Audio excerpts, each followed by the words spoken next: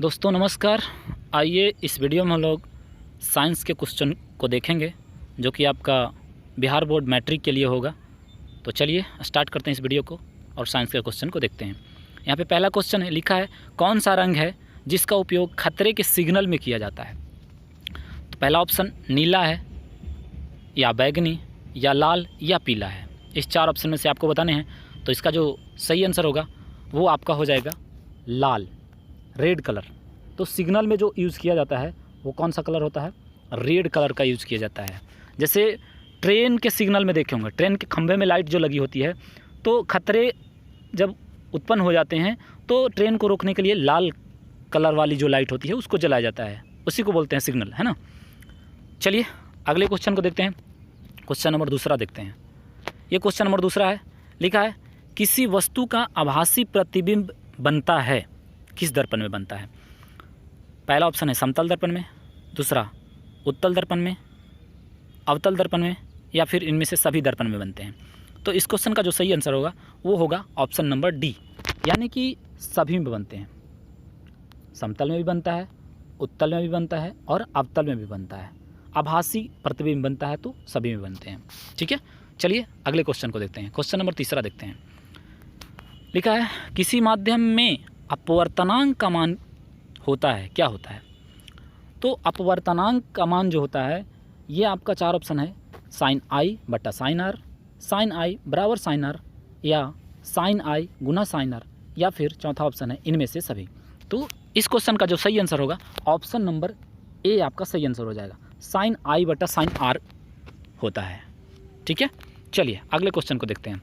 Question number 4, यहाँ पे लिखा है निर्गत किरण और अभिलंब के बीच के कोण को क्या कहते हैं?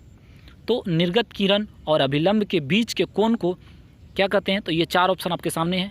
पहला है निर्गत कोण, दूसरा आपतन कोण, तीसरा परावर्तन कोण, या फिर चौथा इनमें से कोई नहीं।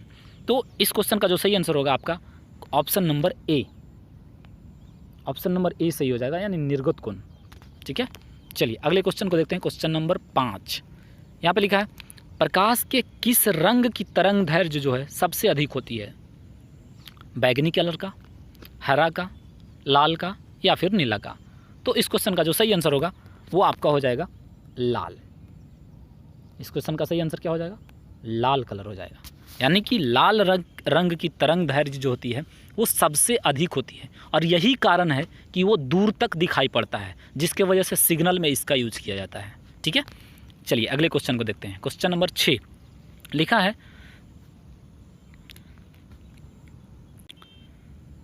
है निकट दृष्टि दोष को दूर करने के लिए किस लेंस का उपयोग किया जाता है? यहाँ पर चार ऑप्शन है। पहला ऑप्शन उत्तल लेंस, दूसरा अवतल लेंस, समतल लेंस, या इनमें से सभी का यूज़ किया जाता है। तो क्वेश्चन नंबर 6 का जो सही आंसर होगा वो आपका ऑप्शन नंबर बी हो जाएगा, यानी कि अवतल लेंस का उपयोग किया जाता है निकट दृष्टि दोष को दूर करने के लिए। ठीक है, चलिए अगले क्वेश्चन को देखते हैं। ये क्वेश्चन नंबर 7, यहाँ पे लिखा है ऑक्सीजन क्या है? एंजाइम है, वसा है, हार्मोन है, या फिर कार्बोहाइड्रेट है? ये चार ऑप्शन में से आपको बताने हैं। तो इस क्वेश्चन का जो सही आंसर होगा ऑप्शन नंबर सी इसका राइट आंसर हो जाएगा, यानी कि ऑक्सीजन जो है वो एक हार्मोन है।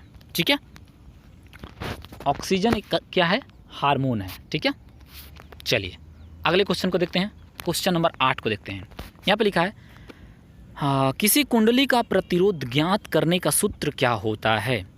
पहला ऑप्शन है आर बराबर वी आई, आर बराबर वी बटे आई, आर बराबर वी माइनस आई, या फिर चौथा ऑप्शन इनमें से कोई नहीं।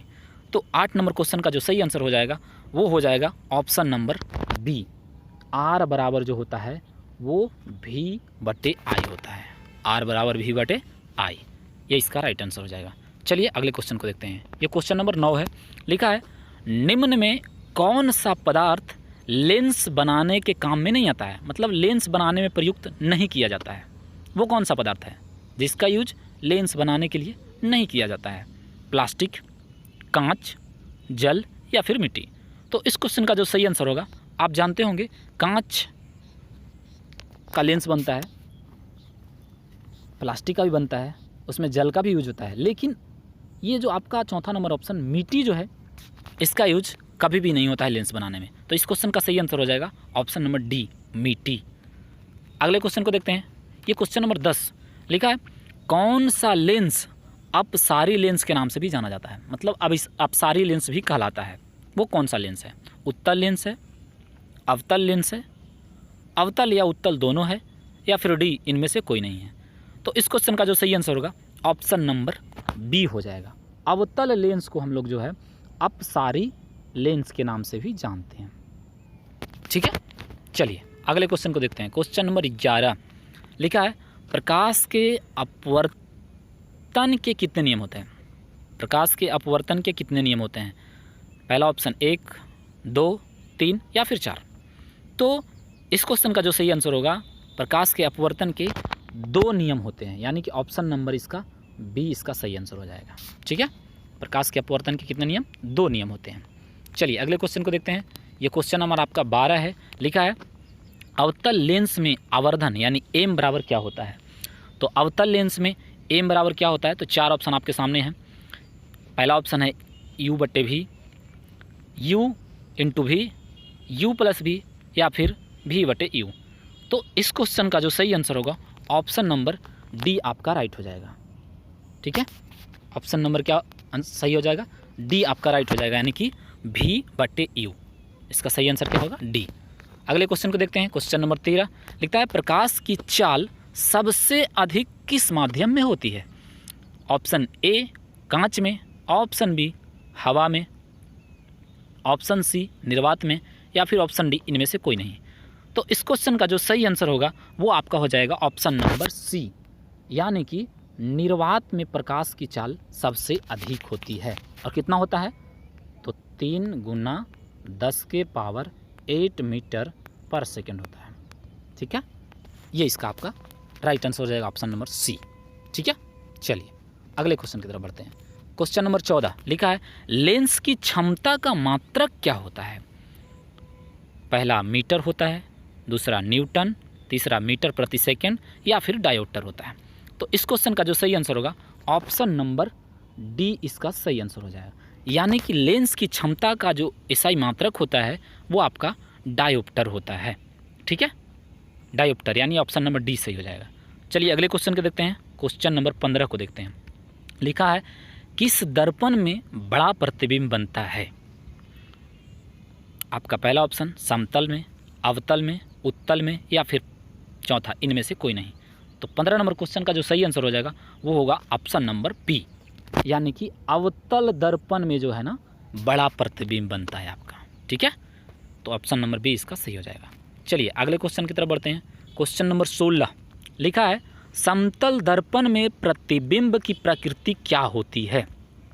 वास्तविक होती है, या वास्तविक और सीधा होता है, या फिर वास्तविक और उल्टा होता है, या फिर ऑप्शन नंबर डी आभासी और बराबर होता है। तो 16 नंबर क्वेश्चन का जो राइट आंसर होगा वो आपका ऑप्शन नंबर डी इसका सही आंसर हो जाएगा, यानी कि आभासी और बराबर दोनों होता है। ठीक है, इस क्वेश्चन का आंसर क्या हो जाएगा? आभासी और बराबर, यानी ऑप्शन नंबर डी सही आंसर होगा 16 का। चलिए अगले क्वेश्चन की तरफ बढ़ते हैं। ये क्वेश्चन नंबर 17 है। लिखा है, प्रकाश किस तरंग का उदाहरण है? प्रकाश किस तरंग का उदाहरण है? पराश्रव्य तरंग का, ध्वनि तरंग का, पराबैंगनी तरंग का या फिर विद्युत चुंबकीय तरंग का? तो इस क्वेश्चन का जो सही आंसर होगा वो आपका ऑप्शन नंबर डी हो जाएगा, यानी प्रकाश जो है विद्युत चुंबकीय तरंग का उदाहरण है। ठीक है, इस क्वेश्चन का सही आंसर क्या हो जाएगा? ऑप्शन नंबर डी हो जाएगा। चलिए अगले क्वेश्चन की तरफ बढ़ते हैं। क्वेश्चन नंबर 18 लिखता है, स्पष्ट दृष्टि की न्यूनतम दूरी कितनी होती है? मतलब वो कौन सी दूरी होती है जिसमें इंसान जो है सही से किसी वस्तु को स्पष्ट देख सके? तो वो जो दूरी होती है 25 मीटर होती है, या फिर 2.5 होती है, या फिर 25 सेंटीमीटर होती है, या फिर 2.5 मीटर होती है। तो इस क्वेश्चन का जो सही आंसर होगा वो होगा ऑप्शन नंबर सी हो जाएगा, यानी कि 25 सेंटीमीटर जो है उसका न्यूनतम दूरी होती है जिसमें स्पष्ट किसी वस्तु को देखा जा सकता है। ठीक है, उम्मीद करता हूँ ये वीडियो आपको अच्छा लगा होगा, और अच्छा लगता है तो क्या करना होता है ये बताने की ज़रूरत नहीं है, फैसला आपके हाथ में है। तो चलिए इस वीडियो में हम लोग इतना ही, बाकी के क्वेश्चन को अगली वीडियो में करेंगे।